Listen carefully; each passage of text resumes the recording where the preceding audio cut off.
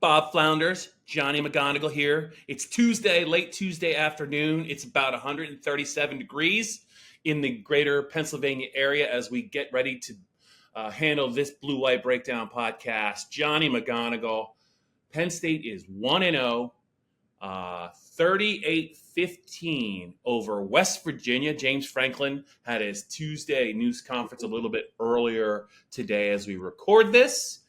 Not a big shock that it was. Also, what is up with James Franklin changing the pronunciation of Drew's last name? Have you picked up on that? It's now he's calling him Allar. It's Allar. We got in trouble with WVU and WVU, so I'm going to do what you say right now. Are we going to go with Allar or Allar? Allar. Okay. Because I'm like 95% sure it's Allar. Well, everyone that was up there, we were like, yeah, it's Allar. So, but he keeps calling him Allar. We're gonna call. Hey, Drew we can call Drew whatever he wants to be called. If he's gonna keep playing like that, I mean, he can change his name, keep it, whatever he wants. Andrew, Drew, whatever. He was really. I know West Virginia Johnny was not an elite college defense. We knew that going in, but man. The poise under pressure, the arm strength, the release, getting everyone involved. I mean, I know he's going to face bigger challenges, but he just looks like a guy that gets it. And man, it's impressive. And James talked about it, the way that he can put the ball wherever he wants to, and it gets there in a hurry. Yeah, Bob. I mean, this was what most people wrote about after Saturday's season opener, the win over West Virginia was. That Drew Allar is that guy.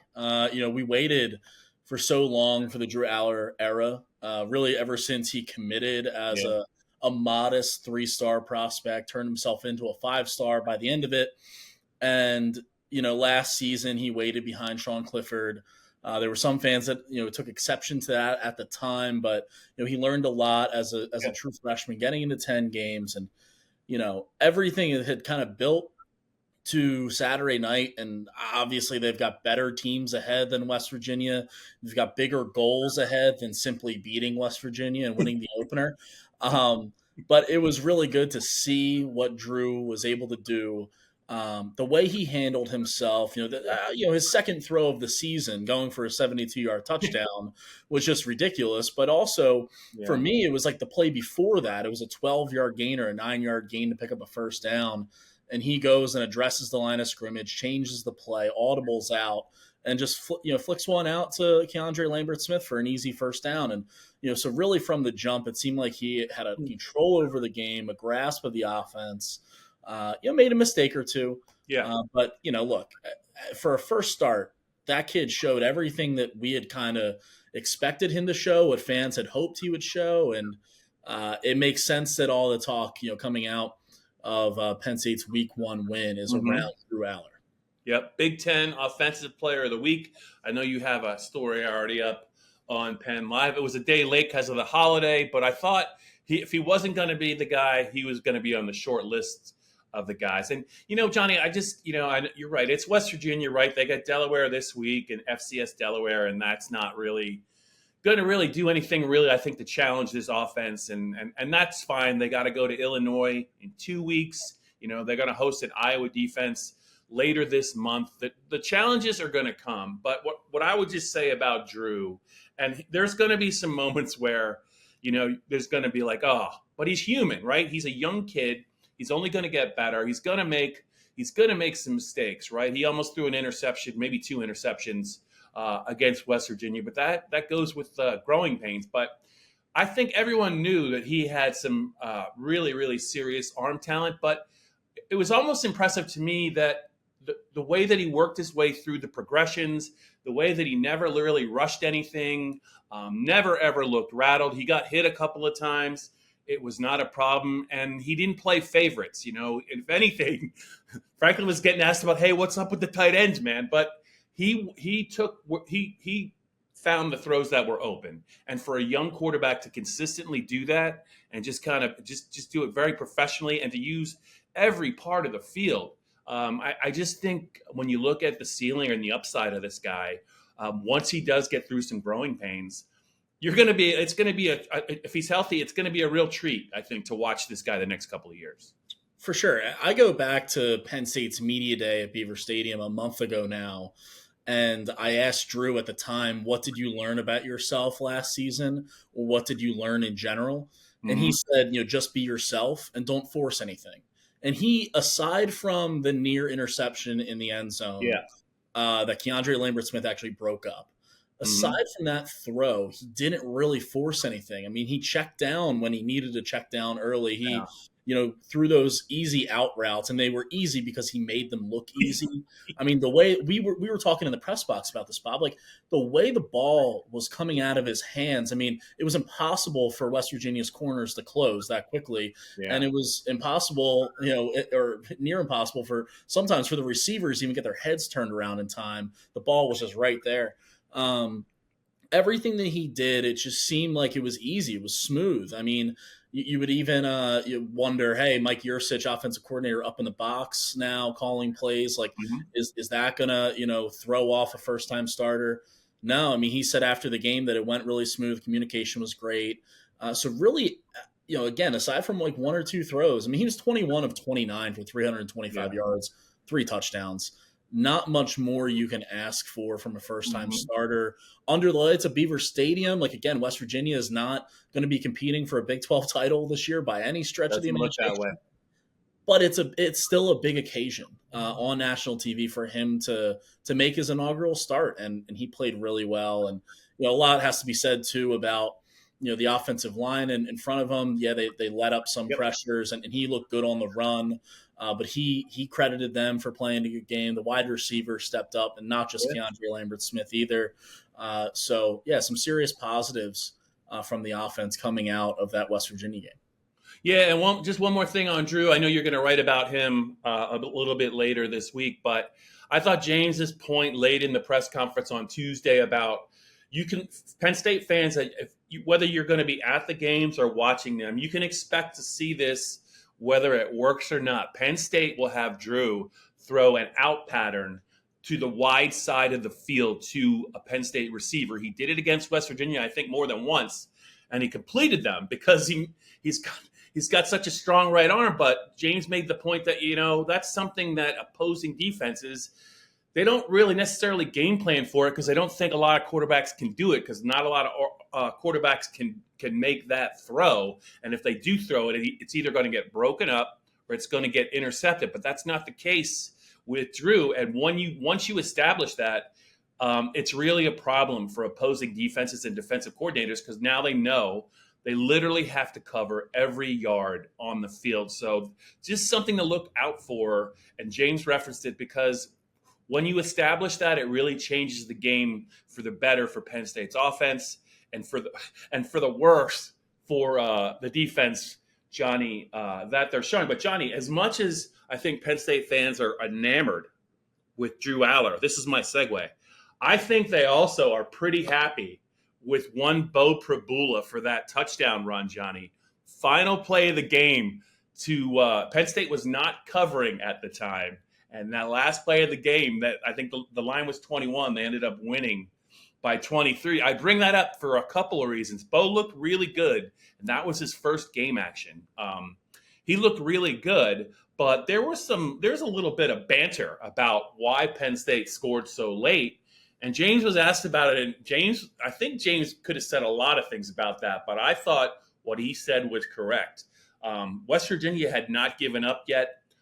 Tried the onside kick. There were timeouts called, and James said, when I get a chance to get my second team, in the game, and if there's some first team guys on the other team, they should be allowed to run our offense, and that's all they did.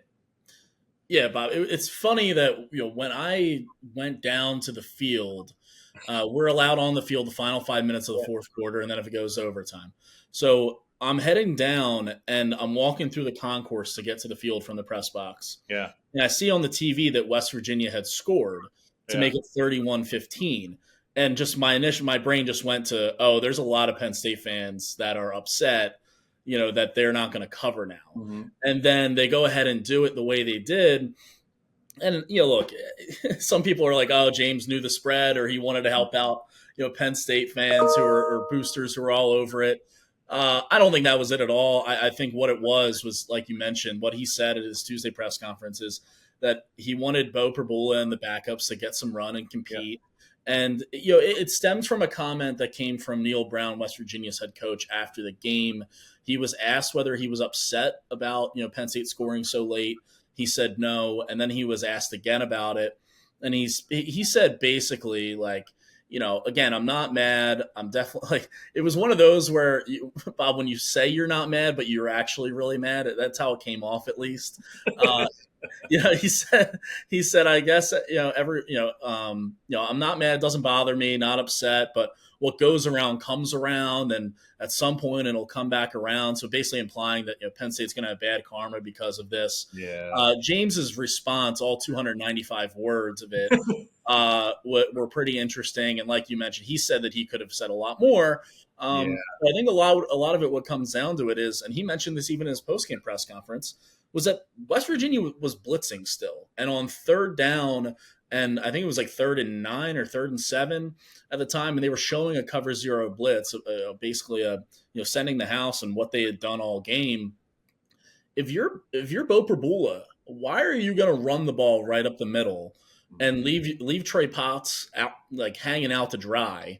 And get mauled by a blitz, or are you going to do what you've learned over the last month, over the last week, preparing for West Virginia, and make the proper check at the line of scrimmage and check out of a run and throw the ball? Like, if you're Bo Perbula, why would you not do that? And you've been waiting for an opportunity to get on the field. This was his first time playing at Beaver Stadium. He didn't take a snap last season. And if you're Bo, are you going to hang out your running back to dry, or are you going to just make the play and be a quarterback and continue your own progression? So I don't blame him for making that call out. I don't blame Penn State for playing the game out. I mean, it's your backups. If you were doing this with Drew and the starters with 15 seconds left in the game, then I get it. Now, could they have knelt the ball at 1st and goal at the 5? Maybe. Yeah. But, at that point, just run your offense. And, West Virginia scored on your backup. So you go ahead with your backups and you try to score. That's the name of the game. This is Power 5 football. This is not Little League. Yeah. So I don't have any problem with it. James Franklin didn't have any issue with it. Neil Brown said he didn't, but probably did. So we'll see if that bad karma ends up coming back around, or if there's anything else from Neil Brown as the season goes on, however long he's still at West Virginia. We'll see. Yeah, and West Virginia could always make a stop. It's not like there was a sophisticated running attack. Potts was in the game, and Drew or Bo made some plays with his feet, but it was a very much of a grinding drive that at any point West Virginia could have stopped up, came in with like one big stop, and that pretty much would have been it. And I'm with you. I don't see how West Virginia played the last couple minutes of the game, you could fault Penn State for wanting to get their second team backups some meaningful snaps. Bo Perbula, you're right. They have to get him some snaps. He looked good, but he's got to be ready, because Drew's going to take some hits, and just to have him take a knee, what is the point in that? It's funny. We've come full circle, Johnny. Early in James's career, I think Penn State fans were like, he never pulls Trace McSorley out of a game. Christian Hackenberg, he got pulverized by Temple 27 in that 27-10 game. Never came out of the game. The game was over, and he was still getting sacked by 3-man rushes by Temple. Well, now they're playing the backups, and James can't win. He just can't win in the eyes of some people. I thought he did the right thing, and I know Penn State fans are happy that Penn State covered. But I wanted to circle back to something you asked James about. So the NCAA, in case Penn State fans aren't aware, the NCAA, it's basically for gambling, but it's for the integrity of the game, or whatever that statement was. So about 2 hours before every Penn State game, the Big Ten is mandating that every Big Ten team has to release the players that will not be available, an availability list. And it sounds to me like they're either going to be listed as out or questionable. I don't think it's like the NFL, you're going to see a probable or a doubtful, because I always thought that's kind of stupid.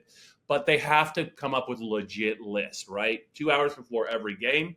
There were actually 4 prominent Penn State players on the list. 3 were listed as out. They don't have to give the reason. It could be, it could be injury, it could be grades, it could be anything, right? But 3 players were listed as out. Amin Vanover, a defensive end who was part of the rotation, Keziah Izzard, who was part of the defensive tackle rotation, Daquan Hardy, Penn State's slot nickel corner. Those were the 3 out. Omari Evans, the promising sophomore wideout, had a big day in the blue-white scrimmage, was listed as questionable. I think he tried to give it a go. I think he was on the field. He did not play. But you asked James, because it's important, because if you let James get away with it, he's not going to say anything, and you asked if whether or not those 3 players especially are out for the year. Yeah, because we saw a month ago, Bob, when it came out that Smith Vilbert is out for the season, and James said something to the effect of at the next practice or the next time we had talked to him, he said, "Oh, you guys just never asked about him." Yeah. So, and it's like, okay, well, sometimes if you have a season-ending injury in the past, sometimes he'll say it, sometimes he won't. Anyway, so I just figured it would be smart. Hey, we know these guys were out. Are they out for? And I asked him, are they out for the season or for a significant amount of time? And he said that none of those 3, Daquan Hardy, Amin Vanover, Amin Vanover, Daquan Hardy, and Keziah Izzard. None of those 3 are out for the season. And so that's good news. In their place, Cam Miller played a lot in place of Daquan Hardy. Zariah Fisher was the 4th defensive end, which I thought is just, again, it's interesting for him. And it's a good story for Zariah Fisher, who looked like he was going to miss the season last year and came back early from a serious leg injury. And so he played a lot of snaps at the end. Denai Dennis Sutton actually played quite a lot. I think Adisa Isaac only played 26 snaps. Denai played 40, and Chop was around 43 or 44. And Zariah Fisher was right behind Adisa with 24. So an interesting rotation. They're always going to rotate those guys at the end. And but yeah, those 3 guys not out for the year. We'll see if they play against Delaware. If there's nagging injuries there, you don't have to play them against Delaware. Just make sure that if they can be ready for that first road game at Illinois. But just something to keep an eye on this weekend. Yeah, and I did think it was there was a little bit of a share there by James, and I appreciated that. He said, if Daquan can't go as a nickel corner, it's not Cam Miller that's going to be the nickel corner. He's going to play outside, which I could see why he's going to play outside. And Johnny Dixon would be the slot corner, and that just even speaks more about the value that Johnny Dixon really has to this Penn State team. He was a guy that when he first came here in 2021 from South Carolina, he was a little bit buried on the defensive back depth chart, but he was a gunner on special teams, and I thought he was very good at it. I think he played on the kick coverage team, and his role has grown in leaps and bounds every year, and the versatility that he possesses to play the corner position and the way that he plays, he can cover, he can play in the slot, he's effective as a blitzer. He'll show up and run support. He's just really, I think, a guy that James Franklin really, really appreciates. And that's another thing I wanted to get to with you, Johnny. He went out of his way during his kind of introduction to the press conference before he took questions. He singled out 2 players. And, he mentioned Drew being the offensive player of the week, but he wanted to single out Malik McClain, the Florida State transfer, for his work on offense and on special teams. And he also wanted to single out Katron Allen, who's part of the dangerous two-headed rushing attack, along with Nicholas Singleton. And, James does everything for a reason. I think both of them were very deserving. I think Katron got the shout out. I just think what he could do in the passing game, he did. I think at least on one play, he had a nice blitz pickup on one of Drew's passes. I think he wants to make sure that the guys that are in a crowded backfield, or guys that it's they might not necessarily be perceived as the guy, he wants them to know how much they're appreciated. Yeah, absolutely. Malik McClain, wide receiver transfer. from Florida State, had a good first impression. We Yeah. talked a lot during the offseason about Dante Cephas, the Kent State transfer, who only played 9 snaps in the opener. He's still getting acclimated within the offense, but Malik McClain, who was a mid-year enrollee, you could tell that he's further along than Dante Cephas is right now. Had a nice catch and run for a touchdown. And, not only that, but I think he had like 4 catches for 58 yards. So a good sign from Malik McClain, and not just his performance on the field, but James Franklin spoke very highly of his attitude and how he's smiling all the time around the building without fail, whether it's in meetings, weight room, whatever, on the practice field. Malik McClain is bringing those good vibes to the team, which is always good as well. You mentioned Katron. I think in general, if we just look at the West Virginia game, I feel like Mike Yurcich went away from the run a little too much. Like, there were situations where, I think Katron had 10 carries for 51 yards and Singleton had about 13 for 70. And so 23 combined carries. I thought they were going to be combining for about 40 carries, maybe 35 carries. Yeah. So that was a little lower than I had expected. But I guess if you're Mike Yurcich and you have Drew Allar, sitting the bench all last year, but you see his arm and you see the talent that he has, you kind of want to unleash that if you're an offensive coordinator and a quarterback's coach. But yeah, I would fully expect Katron and Nick to continue to be huge parts of this offense. And I still think both have the potential to be 1,000-yard rushers this season.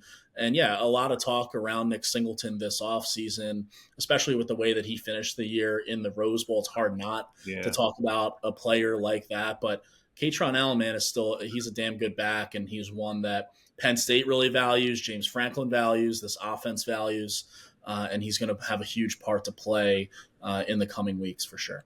Yeah, Johnny, and I think James, not inadvertently, but he kind of also, without saying it, said it.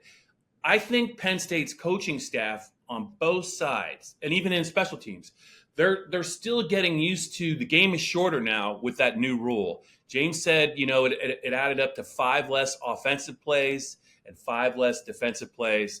But, I think what he's trying to say is they got so many talented players, but the reality is if they're going to get some big plays, which is what they ultimately want, instead of them maybe getting 60 snaps on offense, it's going to be maybe 55 or 54. So it's really tough. We're talking about the tight ends not being involved. We're talking about maybe they didn't run the ball enough. I think they were all fair points, but it's going to be, I think, harder and more challenging. And I think they have to kind of look at the game plan, like what if we are only going to have 55 to 57 plays, and we want to be, what's our best approach? How do we do it? But it's going to impact the running game. It's going to impact the passing game. It's going to depend whether or not they're in a blowout, whether it's a tight game, or whether their defense is having trouble getting off the field. But I think his message is a valid one. He said the first half just flew by. He couldn't believe it, and it was only 5 plays for the game. But I do think it's fair to say maybe Penn State's coaching staff and every coaching staff is really just trying to handle how many plays are we actually going to be able to run? Yeah, and you mentioned in there too the weapons that Penn State has, and in terms of getting guys involved, like that's a good problem to have if you put up 38 points. And frankly, if Sanders Sahadak makes those 2 relatively easy field goals, you're north of 40 for the game. And Theo Johnson, your tight end, who is a captain and could very well be a star piece of this offense, doesn't have a catch. That's a good problem to have if you have that many guys being able to make plays. The wide receiver room was a question throughout this offseason. We saw what Keandre Lambert-Smith did in the Rose Bowl and then against West Virginia. Trey Wallace being heavily involved, 7 catches on 8 targets with the drop in there. We mentioned Malik McClain. Liam Clifford working out of the slot, being the slot receiver to start the year. So you've got a lot of pieces in there, which is nice. And again, West Virginia's defense is not Michigan's or Ohio State's or even Iowa's defense by any means. But it was still an encouraging performance, I think, from the offense that you can go ahead and, again, make a couple field goals and you're north of 40 points. Mm-hmm. And Nick Singleton only touches the ball carrying 13 times, and Katron only carries the ball 10 times. So they've got a lot of different ways to win. on the offensive side of the ball. On the defensive side of the ball, I would have liked to see the run defense be a little bit better early in the game. I think they adjusted well. Mm-hmm. And we talk about going away from the run a little bit. I think West Virginia did that too, and I don't know why. But that's neither here nor there. Penn State came out with a solid win. They cover that spread, Bob, which so many people will care about.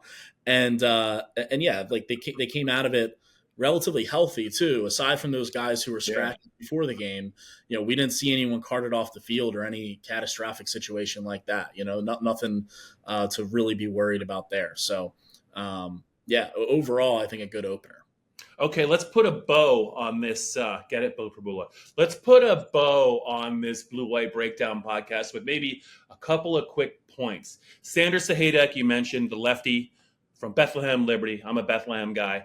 He missed 2 short field goal attempts, 34 and 38 yards in the first half. He got the hook. Alex Felkins came on in relief. I think he made all 3 extra points in a short field goal. James talked about, nothing's really been decided for this week. He did mention, though, Sander, without even being asked on Sunday, addressed the team, wanted to get some stuff off his chest. Obviously, he probably felt like, he's capable of much more. James said, for a kid to do that, it's not easy to do that. It impressed him. And he did mention Sam Ficken in 2012. It's the 2012 Sam Ficken during Bill O'Brien's first year. He really struggled, especially in one game at Virginia. I think he missed 4 field goals and an extra point. But when James got there in his first year in 2014, he was almost heroic. He won the game in Dublin against UCF on a kick late in the game, and he made a bunch of pressure kicks. So, Sander Sahaydak is still a relatively young player. He's not going to give up on him, but he didn't want to say, who is going to be that place kicker, Johnny. And I agree with him. I mean, it's unfortunate, but the kid's got a strong leg, and they must have liked what they've seen from him in practice, or he would not have gotten the nod. They need to get their punting straightened out, Johnny, as well. But what I want to tell, just for the fans, I don't know if they're aware of it because it's Delaware, but if you're not going to the game and you want to watch it, it's going to be on Peacock and it's going to be streaming. So Penn State fans, I'm sure we'll have something on for some of the older Penn State fans on how to stream on Peacock a little later in the week because the diehards still want to see the team. It just won't be on a conventional TV station. No, and if you're not going to the game, if you were going to go to a bar to watch the game, call the bar and make sure they have Peacock first. Maybe seek out your local soccer bar because they're used to having the Premier League and Peacock. That could be a play. So make sure you got that all sorted out and squared away. A couple of quick notes too. Special teams, Bob. You brought it up with Sander. Looking at the punting situation, Riley Thompson was a starter, FAU transfer.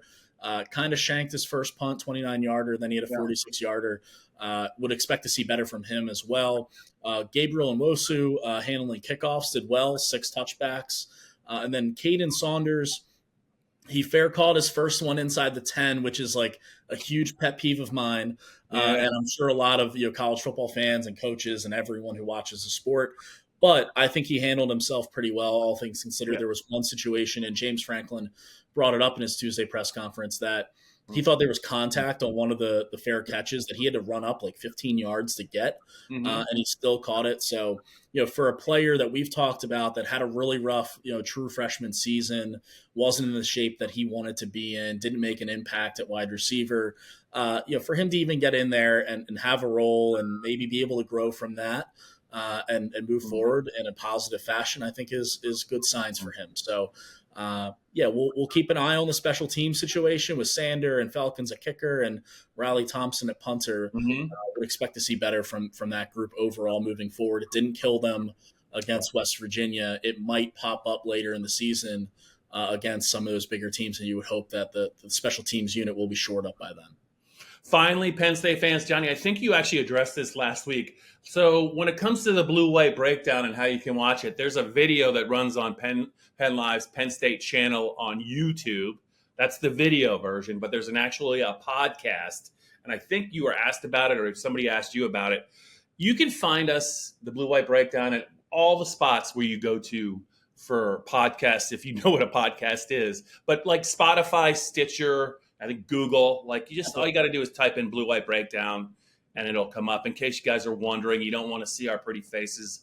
You just want to listen to us. You can take in the podcast form and not the video form. Johnny, I'm sure a lot of the ladies prefer the video portion when it comes to you, but a lot of the Penn State fans might just prefer, rather than look at me, just listen to the podcast on Spotify or Stitcher. So I just thought I would do that as a public service announcement.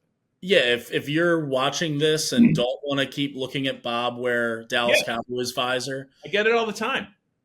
If you don't want to see that, then just listen to us. Yeah, just listen. No big deal. So we'll be back next week. Much bigger game. Penn State at Illinois, but Delaware. Hopefully it's going to be a snoozer, but you never know what's going to happen, folks. You never know what Drew Allar's going to do next.